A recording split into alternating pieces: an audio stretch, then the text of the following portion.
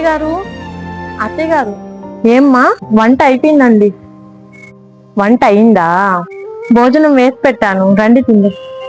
సరే అక్కడ పెట్టి వెళ్ళు, నేను వచ్చి తింటాను. సరే అత్తయ్య గారు,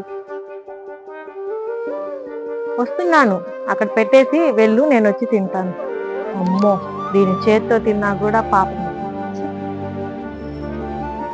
ఏముండిందో ఏమో. దియా, వంట వండే అన్నావుగా, తీసుకొనిరా. ఏముండిందో ఏమో.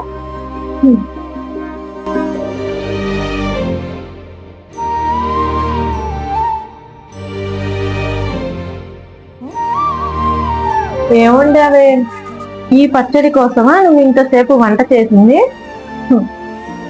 ఇంకా ఏ బిర్యానీయో అయితే ఇంకెంతసేపు చేసేదానివో.